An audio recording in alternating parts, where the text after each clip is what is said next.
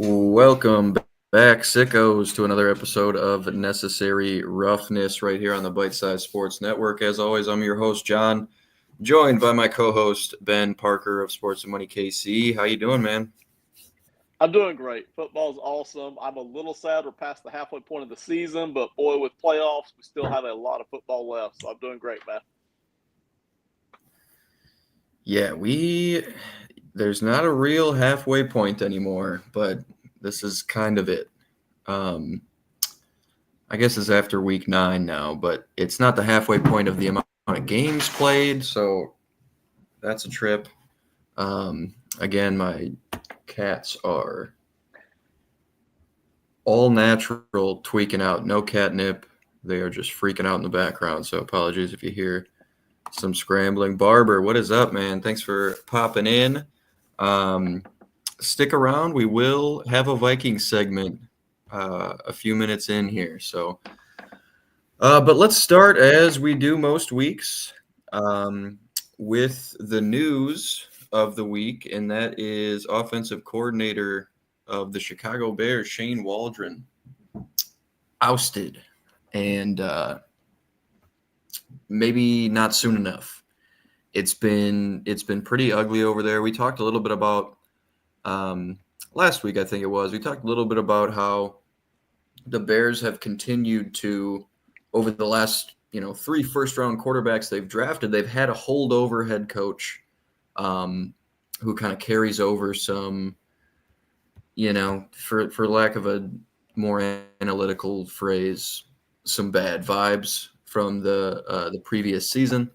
Eberflus is still there. They're probably going to ride him out through the rest of the season and see what happens. But did you see the clip of Jackson Smith and Jigba being interviewed, I think, around Senior Bowl time in February, leading up to the draft? So Ohio State teammate of Justin Fields, obviously. He was still the quarterback elect at the time. And he was asked what Justin should look forward to with Shane Waldron coming over. And JSN kind of paused. He didn't really say anything. And then he said, "Is this live?" And it was. Okay, I remember so that. then yes. he had to say something. But, that's a Seattle team that was 9th in offense last year, in total DVOA, I think it is. And in Chicago this season, it has been rough. I think it was Robert Mays of The Athletic who called this stat out. Only 4.7 of all routes run in the Shane Waldron Chicago Bears offense have been inbreakers this season. So it's a lot of stuff on the boundary, a lot of outbreakers, and really making it tough on Caleb, who, again, as a rookie quarterback, that's often the kind of last step in really maturing as an NFL quarterback, is stepping up and throwing it over the middle, narrower hashes, that whole thing.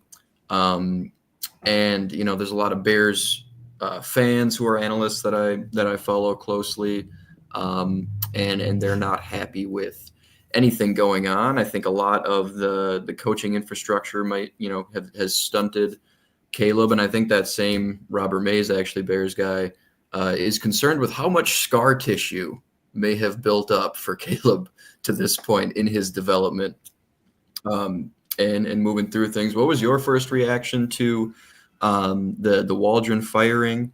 And, what do you think that means for the Bears going forward? It's going to be Thomas Brown who's going to take over play calling duties. He briefly relieved Frank Reich of his play calling duties before Reich took the back for Carolina. So it's that guy. But what do you think this kind of tells you about this Bears season and the team's trajectory? Thomas Brown making a career out of replacing other people temporarily, so that's Thomas Brown. But Yeah.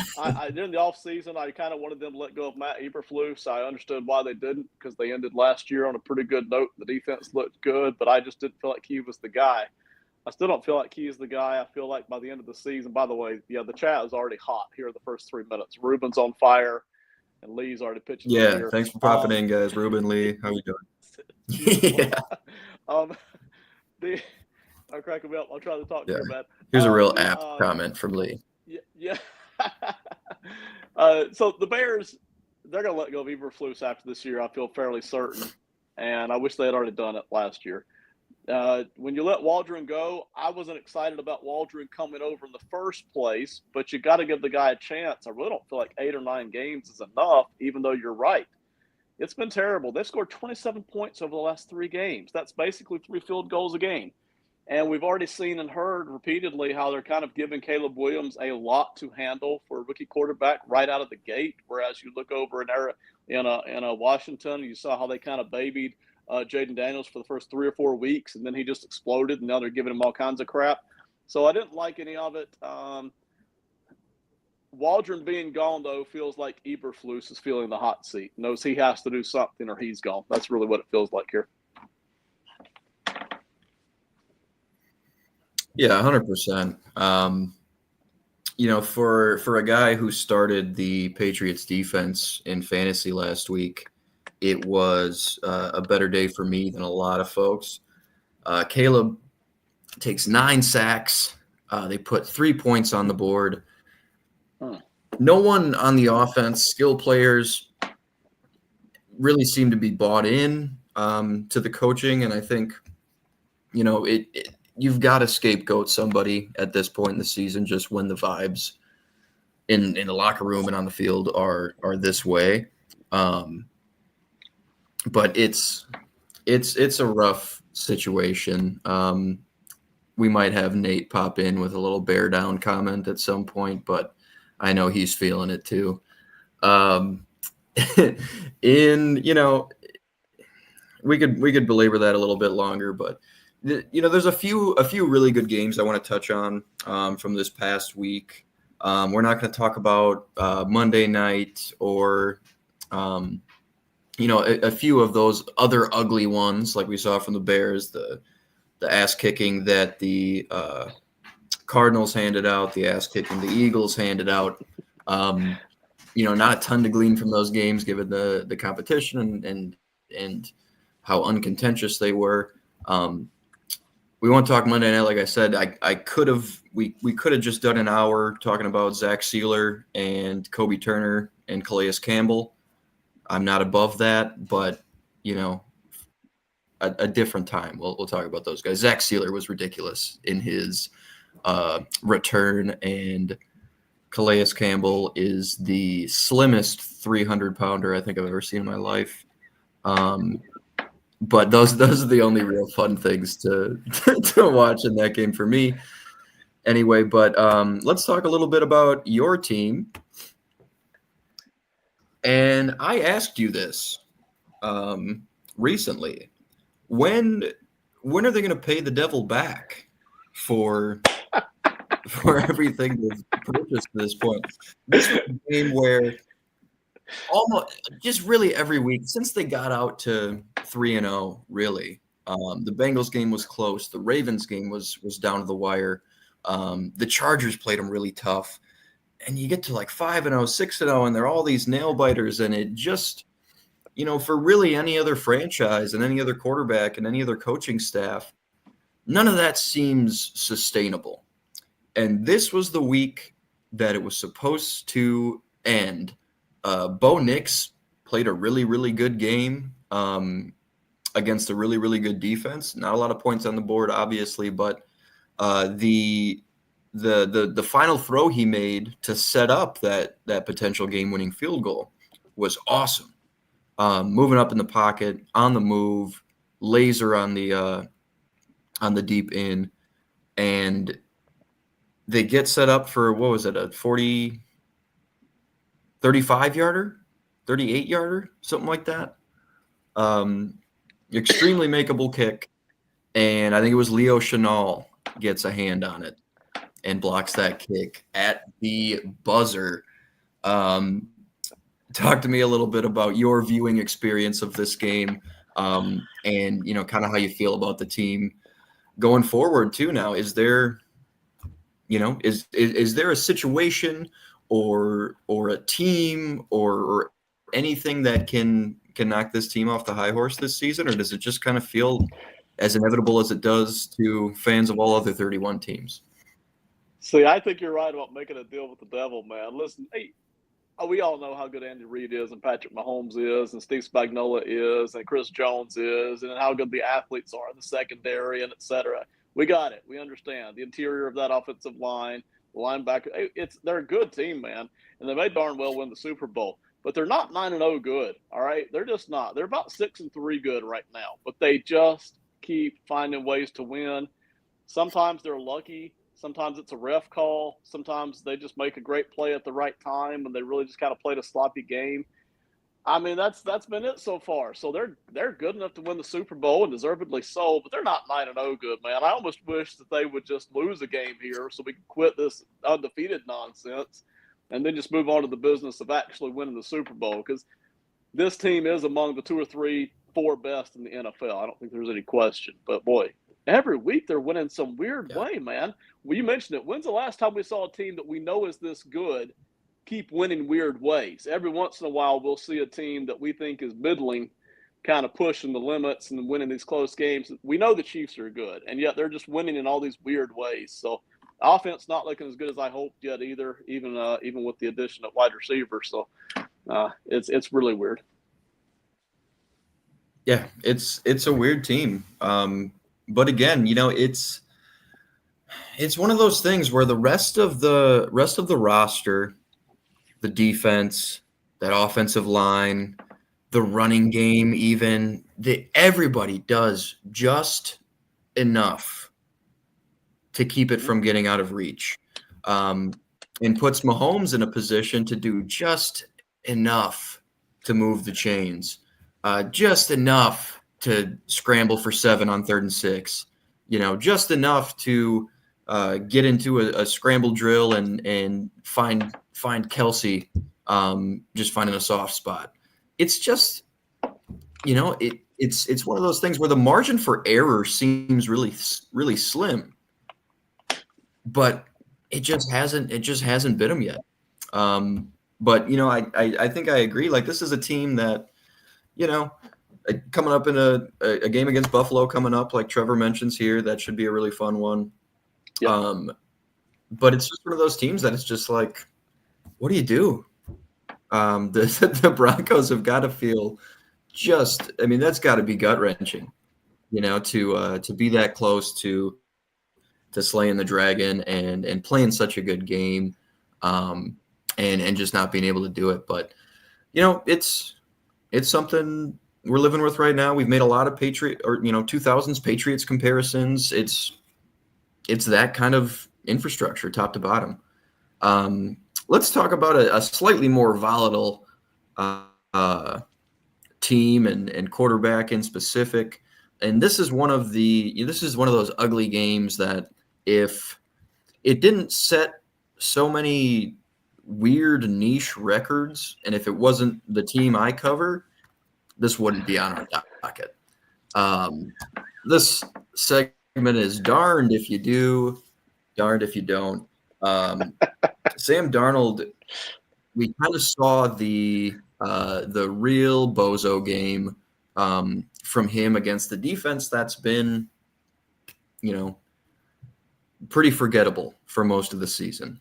And it's a team that did get away from I haven't watched all of the offensive tape yet for the Vikings, but on the broadcast and from the plays I have watched, it's a lot less man coverage than we saw early in the season.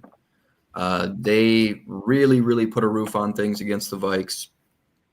Any deep shots were kind of forced, and I think they kind of put Darnold in a box where he had plenty of time to throw for most of the day. The pockets were strong. Cam Robinson, aside from a couple penalties, one probably unwarranted. Sounds like he didn't get a warning on the whole, where he lines up thing. But outside of that, he was playing with a lot to prove. Kind of kicked the shit out of Josh Hines-Allen most of that game. Cam Robinson did. And the rest of the line held up well. But, man, they were all over Justin. TJ Hawkinson had 8 catches, 5 of which were for first downs. They were forcing them to not check it down, but come off that first read consistently, and eventually it bit him. There was one he forced to Jefferson on a slant, and it's just like, Sam, I know he's the best receiver in the league, but he didn't win that rep. Even if you put it right on his chest, DB gets a hand in there, ends up being worst case scenario where that gets popped up and gets picked off. But what was funny about this game is the Vikings win 12-7, and thankfully this Sam Darnold bozo game coincided with one of the better defensive performances you'll see this season. The Jags had 1 touchdown drive in the first quarter. After that drive, they had 74 yards on 32 plays the rest of the game. The Vikings had a 33.3% stuff rate as a run defense. A clean third of all Jacksonville runs went for 0 or negative yards. And a couple goofy – the Vikings had 3 interceptions of their own as well to even out Darnold's 3. But all 3 of Darnold's were in the red zone. So the Vikings, 400 yards, 28 first downs. 28 first downs. They spent more time in Jacksonville territory than the Jags had the ball all game. The Vikings had over 42 minutes time of possession, the most time of possession of any game this season for any team. The Vikings had 28 first downs and 0 touchdowns and won the game.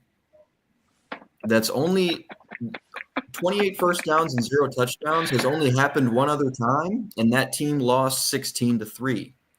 The Vikings had 28 first downs, 3 turnovers, and did not score a touchdown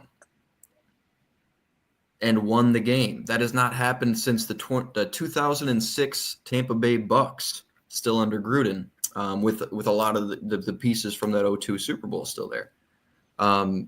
So as much as like, and I think national opinion of the Vikings has really soured over the last few weeks. They have the back-to-back losses against very, very good teams.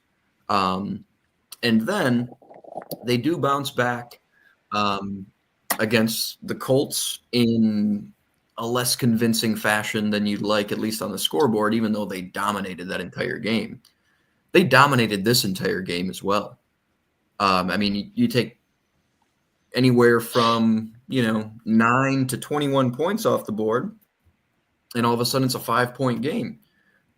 You go from, this team that's undefeated, the defense is playing so well, they're top 3 in a lot of advanced metrics, then they have 2 straight weeks where over the course of those 2 weeks, they're dead last in EPA per play. Now they bounce back, and I think national media opinion has soured largely due to the volatility of Sam Darnold's play. And I get that, and I think I'm in a similar bucket. But I think what's being discounted by a lot of those opinions is how dominant the rest of the roster has been for most of the season. That unit, the defense, and really the O-line and the pass catchers, I don't think they get enough credit because a lot of it just gets overshadowed by whatever your quarterback's doing. A lot of it, like in similar things happening in Seattle, for example, like Mike McDonald has gotten that front all of a sudden playing really, really well. And if you watch all the snaps, Geno Smith is playing out of his mind, but then he had 2 red zone turnovers of his own this week, and his play has been a little volatile. So, a lot of what's going on their defense gets overshadowed. And like we talked about with the Bears defense is still very good. They just have so many other issues. And I think it's really isolated to that one for Sam Darnold and the Vikings. As a guy who covers the entire league and isn't a Vikings fan, who who's hopelessly involved with everything that goes on with the purple.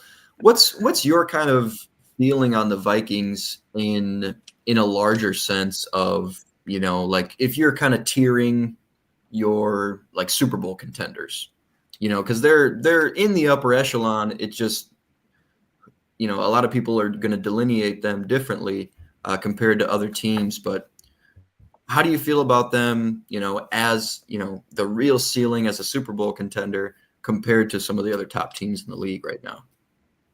You're right about national media. National media tends to have volatile swings in opinions, right? And usually it's based on whatever they see in the primetime matchups. A lot of them don't even watch too much of the 1 o'clock slot. It's pretty obvious. So you're going to get that. My opinion on the Vikings hasn't changed a whole lot since the first 3 or 4 weeks. We kind of saw what they were going to be. I still like this football team. I'm not going to pick them to show up in the Super Bowl because of Darnold. But, we talked about Darnold 2 or 3 weeks ago. He's going to have 2 of these games every year, maybe 3, just stinker games, and you're scratching your head going, where'd the other guy go, the guy that can throw the football everywhere? He's just going to have that. This is DNA. He'll always be that way. 5 years from now, if he's still playing, he'll be that way. It's just who he is. So my opinion hasn't changed. I'm actually fairly encouraged that this team is so good everywhere else and that Robinson has stepped in so smoothly at tackle. This team is going to be in the playoffs. They're probably going to win at least one playoff game. And if they pull off an upset, then they're in there in the NFC title game. That's about where this sits for me. I don't have them going any farther than that.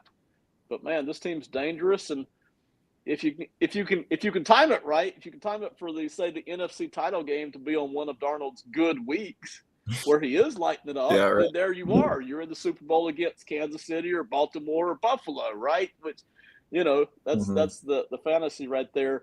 Realistically, though, this is still a heck of a football team. They're not going anywhere, man. They've got legit talent everywhere. And Brian Flores is pushing all the right buttons, and O'Connell's hitting good. So this is a really good football team all the way until NFC title week, basically. Yeah, no, and I'm kind of with you. It's obviously in any given Sunday league, but I don't think. I think their odds are worse than 50-50. In a playoff game against Detroit, even the way Philly's playing right now, they're probably going to be on the road. They're probably going to be a 5 seed unless they do play Detroit week 18, but they're probably going to need a little bit of help from Detroit in the next few games. They're going to have to drop another one. And unfortunately, they didn't drop this one to the Houston Texans, who the Vikings obliterated, by the way, 34-7. But it's not a direct comparison. This game was, the Lions are starting to feel a little inevitable as well, week to week. The way the Chiefs are, their one loss is to a now 4-6 Bucs team that's lost its 2 best offensive players since that matchup. And Bulls was really able to heat them up. Then you go and you face a Vikings team where Flores is going to call things relatively similarly, at least from like a blitz rate standpoint, and sort of the funky looks he gets to on 3rd downs. And Goff shredded them. And, we talked about this a little bit with Darnold, but this is an interesting point, Lee. Interesting point. There it is.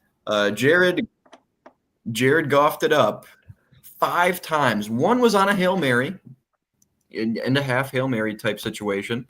But there was another one that Derek Stingley probably should have caught on a bomb where Danielle Hunter put one of the most insane pass rush moves on Penei Sewell I've seen in my life. I'm not sure if you saw that real time or have seen the clip since or whatever it was, but it was nope. Danielle obviously lined up the offense's right. he kind of did, like a kind of Euro stepped inside like he was going to rip on Panay's inside shoulder and planted his left foot, which was his front foot, and set up a spin off of it.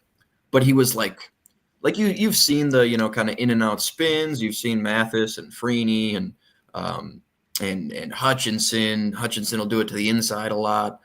A lot of guys have a nice spin move, but like the way he set it up, he was so committed to the rip, and the spin came so late that Sewell was shaken up. Really, really cool rep, and it was that play on which Goff heaved it. Probably should have been a fifth legitimate interception, so it could have been 6. And they pull it out. I don't know what happened with Houston. It was 23-7 at halftime. I know they're down a lot of offensive weapons. Joe Mixon couldn't really get it going on the ground. Had a couple of nice runs after catch, but man, to be shut out in the second half with a 16-point lead at home, wearing those really, really bright red uniforms is a tough look. And I don't know, man. Like the Lions just kept chipping away. There was the did you see Titus Howard like strip sack CJ Stroud? Like that's one of those things, like you are up against the class of the NFC at home, and you're gonna have something like that happen and let them back in the game. They scored a touchdown on the ensuing drive, and it's just like, man, the Lions too on both sides of the ball are gonna do just enough to put themselves in a position at the end of the game to maybe pull it out. What's your takeaway kind of from this game in a vacuum? I think it's a little more thematic of the Lions season than it is the Texans, but we've seen some low lows from Houston, even since they swapped Kenyon Green out, moved Juice Scruggs over to left guard, and made that shuffle. Kenyon Green was a big issue at left guard, but since then we haven't seen a market improvement, and we saw another really rough performance from the offense specifically. So does this make you feel any differently about either of these teams? And speak to a little bit about, kind of that inevitable juggernaut the Lions are starting to feel like. The Lions do feel inevitable. I've got them kind of sort of penciled in for Super Bowl until somebody else proves me wrong. Washington, Philadelphia, whatever. Houston hasn't put it together all year. We haven't seen hardly a single game from them where they look consistent. Well, we saw it in the first half of this Detroit game Sunday, and then they gave it all back. In the second half, you had nothing but punts, interceptions, and fumbles and missed field goals for Houston, while Detroit is kind of inevitably getting their scoring back together. So inevitable was a great word here for Detroit. Listen, we have seen over the past 2 years, teams that were looking unbeatable one week can get smoked the next week. So Detroit can get smoked a couple of times and still win the whole Super Bowl. And Jared Goff can throw for 5 interceptions and Detroit still win the Super Bowl. There's no doubt about it. It's just, that's Jared Goff's DNA too. Man, we've seen it. We saw him light it up MVP-wise and go toe-to-toe with Patrick Mahomes 4 or 5 years ago with the Rams, and then he shows up in the Super Bowl and it's nothing. It's 3 points against the Patriots. So that's Goff's DNA too. But until further notice, someone's going to have to step up on the NFC side and show me they can truly handle Detroit, say, in the NFC title game before I'm going to believe it. Because right now, inevitable is the word. Ben Johnson is just cooking. Everything he does turns to gold. They're healthy on offense. The defense is looking better and better. Statistically, they look better than they even look on the eye test. I mean, what's not to like here other than Goff's occasional kind of joke of a game? Yeah, and it's something where the running game's good enough and the play caller's good enough that we really shouldn't see another game like that. I mean, hey Peyton, how we doing? I mean, there are very few games like it in a given season, but I don't know. It's just a tough team to deal with on both sides of the ball. Let's jump to what might have been the best game of the week, and that was the Thursday nighter. Burrow and Chase, not quite enough. Yes, hi, honey. Between Lamar and Burrow, they threw for 718 yards, 8 touchdowns, no picks in a 35-34 game. Bengals go for 2 to get the win at the end. Don't get it. What do you think about going for 2 there? When hi, sweetie, thank you. When it's kind of a must win. You need to start going on a run here if you want to get back into the playoff picture. So there's like and the analytics on it too were pretty 50-50. It would have increased their win probability by like 3% or something like that, going forward or not going forward, essentially. But in that situation, the way your offense is playing, potential coin flip to go score a touchdown and then put it away in overtime without letting Lamar touch the ball, that feels a little more enticing to me than what they called going for 2 there. What's your kind of general thought on that situation? In the middle of the season, division game, kind of got to have it. Are you going for the jugular there, or would you have played for overtime given how both offenses were playing? So I'm usually in the minority on what I'm about to say. I'm a huge proponent of you tie it first in any sport. I don't care what the sport is. I don't care if you're home or away. I don't care. I tie it first, then I figure out a way to win it. Especially if I worked hard to get my way back in the game. All right, I'm a huge proponent of that. In this particular situation, though, I liked that they went for 2 to try to win it simply because the week before, and I don't remember the teams, we'd seen another team come from behind, tie it up, and then the quarterback scored a touchdown right away in overtime, and they never even got a chance to play in overtime. And that's a fault of the NFL overtime to me. I think the NFL overtime is wrong.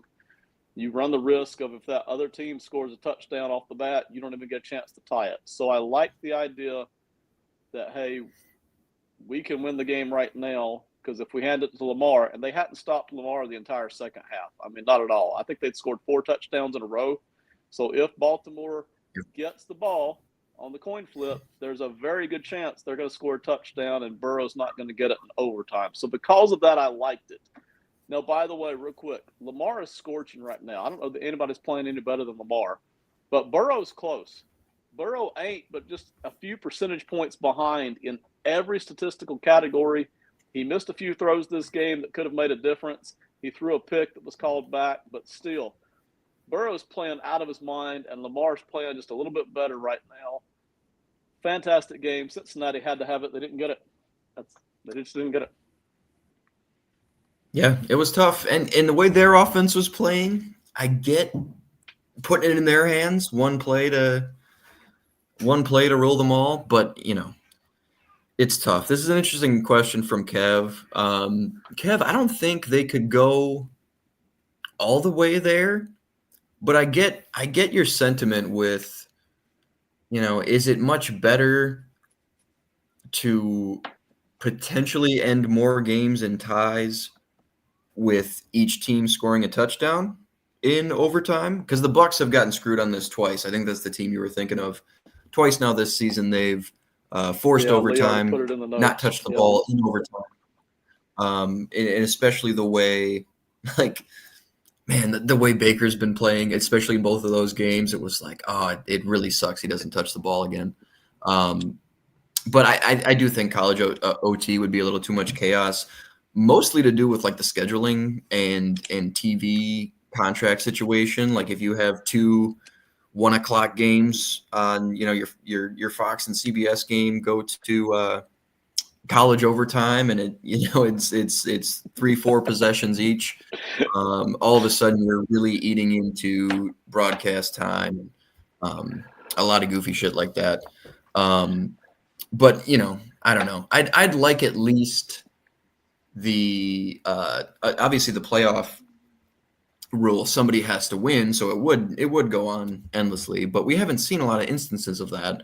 I do think both teams should get a chance to possess the ball, regardless of the outcome of the first possession. I think that just makes sense, and it wouldn't surprise me if they change that by this upcoming season. I'm the same way. I would rather have college football overtime chaos than what we have right now, where Mahomes or Brady or Mayfield or whoever doesn't even get to touch the ball in overtime. I hate that. So I'd rather have the college football overtime chaos. But ultimately, all we need to do is make a slight adjustment here to where both teams get the football, and that's it. Nate's chiming in here, man. Nate's coming in strong. Who's your daddy? And Indiana. Indiana cooking, baby. Hey, they got 42 votes for president too, I think, man. So they're coming in strong up there in the Hoosier State. Yeah, it's a good season for them. It's fun to see another. It's fun to see another kind of like mid-level Big Ten team have a really good year. Like when Michigan State was really good for like 3-4 years, and we're really giving Ohio State trouble. In like the early 2010s, that was really fun. And it's the Gophers beat Penn State to go 9-0 at one point, like 6 years ago. That was a fun time. It's nice to see some of those blue bloods get a little taste of another Big Ten team. But Nate thinks we should adopt old college football overtime rules. That's interesting as well. Hi, sweetheart. Let's talk lastly here. And I prefaced this a little bit. All the other games, who really cared? There was a lot of good football going on. And we didn't actually talk about Steelers Commanders, which was a really, really, really, really good game. Another 1 point discrepancy to win it there. But we had the Giants and the Panthers playing in Munich, Germany. That game went to overtime, and nobody could possibly give a shit. No, it's two of the worst teams. I mean, I was into it a little bit because, I have a condition, but I liked Bryce Young Bryce Young threw a couple of darts, especially, on a couple outbreakers. He banged a dig on one of their touchdown drives. That was a really, really tight window. His timing looked really good. And Daniel Jones, even on the comeback drive that set them up to tie it, it was methodical. They're running a lot of like curl flat and Hank, little short routes, and he was matriculating down the field. But even every ball on like these out routes or these little short curls was like on guy's back shoulder and really limiting yards after catch. Like he looked awful. And that game was, pretty forgettable. So that was our early game.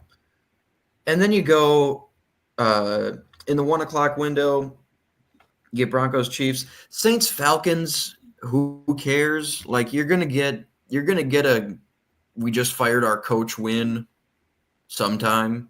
But every NFC South game is pretty inconsequential at this point. 49ers Bucks was fine. But you had 3 missed field goals in that game from Jake Moody. Debo Samuel kind of went after him on the sideline. Long snapper had to step in and stiff arm him. You had the disgusting Patriots-Bears game. Bills-Colts, who cares? Flacco looks terrible. I like watching the Chargers, but Chargers-Titans, who cares? Eagles-Cowboys, who cares? Jets-Cardinals, who gives a fuck? Lions-Texans was fun, but it was ugly and weird. It was a really weird game, and Dolphins-Rams was just, I don't know, pretty underwhelming on Monday night. Like my favorite part of those games, like I mentioned, was like Zach Sealer Jalen Ramsey as a tackler was really fun to watch. You know, he may have lost a step in coverage. He's not necessarily that shut down, but man, he was really, really strong coming downhill, attacking the flats, attacking screen plays. He's playing a lot of slot for them now, like he was in his last season or two with the Rams. So that was fun. And then Kobe Turner and Bobby Brown for the Rams. Talk to me nice. Those two are really, really fun to watch on the interior for the Rams. But I don't know. Outside of that, are there any other games that stood out to you or any other kind of storylines, performances, anything else you wanted to talk about a little bit at the end here? Nothing stood out, but biggest listen, I'm a sicko too, so I watch every game I can. I don't care who the teams are and who's playing quarterback. I don't care. But, you know, one of the problems we've had this year, and it's an unusual year, we've had so many sucky teams so quickly. We don't usually this quick into the season, 9, 10 weeks in, have this many teams that we just don't care about. I mean, even some of the sub-5, close to 500 teams don't matter. Like the Seahawks, they're 4-5. They've lost what, 4 out of the last 5? I think it's been bad. Carolina and New Orleans, they've got 3 wins each. The Bears at 4-5 are almost irrelevant. The Cowboys and the Giants suck. I mean, the Raiders suck. The Titans, Jaguars suck. So do the Browns. I mean, the Patriots and Jets, they suck. The Dolphins are trying to scratch their way back in, but they're 3-6. I mean, there's a third of the league right now that almost nobody outside of that fan base cares about. And boy, that really affects a lot of these games, you know, not for people like me and you, because we're going to watch it anyway, but for general populace, man, a lot of these games just do not look appealing in any way because nobody cares. They're not going to the playoffs. In some cases, they don't have a young quarterback to watch. It's just ugly football in those games. So not every week is like that, though. I think next week will come back a lot stronger. There's 3 outstanding matchups next week, and then a few decent ones too. But this was a rotten week in terms of having so many bad teams and some of them playing each other too. Yeah, 100%. And you're right. Like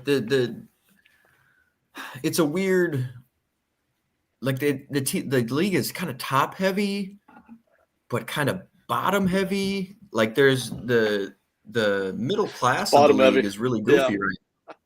Like even those teams like the Bucks, even at 4-6, would be really, really interesting if it wasn't for the injuries they have, because they're just they were healthy. They would still be right in it for the NFC South. And at this point, it's just like, yeah, I like watching the Bake Show. Todd Bowles is a fun defensive play caller to kind of check in on. But outside of that, it's just, what's the ceiling? What's the point with 12, 13, 14 teams at this point? So yeah, it's goofy, but I tell you what, both our teams are on the right side of that, towards the top. And so you and I'll have a lot of fun games to watch, even though the rest of the Vikings schedule, really until we get Packers Lions week 17 and 18, is pretty crappy. We are going to have the Cardinals in there at one point. But I mean, we're coming off a three game stretch where it's Colts, Jags, Titans. So it's just, and for what it's worth, the Vikings probably won't blow any of them out. So, it might be an interesting game to watch towards the end. But, even as dominant as they are by EPA and yardage and time of possession, it doesn't seem to matter with this iteration of the team. But one thing I didn't mention with the Vikings segment is Blake Cashman is 6-0 this year. He just came back healthy for the Jags game. Put the green dot back on, and man, the communication of that defense when it's him with the green dot as opposed to Ivan Pace, who really is just like he's just a cannonball, and those things don't tend to aim themselves. So when he's got the green dot on and he's setting defensive alignments and making checks, it's a rougher product for the Vikings defense. But Blake Cashman's back, so I expect this version of them to persist the rest of the season. If he stays healthy, I don't think we realized how important he is to everything that goes on there. But that's all we've got for today, folks. Thanks everybody in the chat for commenting and watching. We really, really appreciate it. We'll be back next week, of course, same time, Tuesday, 9/8 Central, to talk the more news. Hopefully, some more intriguing games. We do have some fun matchups on the docket, like Ben alluded to. But until then, Ben, let the folks at home know where they can find you. YouTube, Sports and Money. Thank you, everybody, for listening.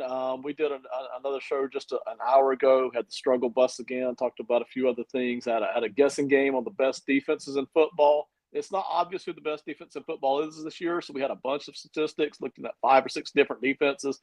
So check that out. And next week, we're going to talk about the best offensive lines in football and the best skill position groups in football. So that's Sports and Money, YouTube, Kansas City.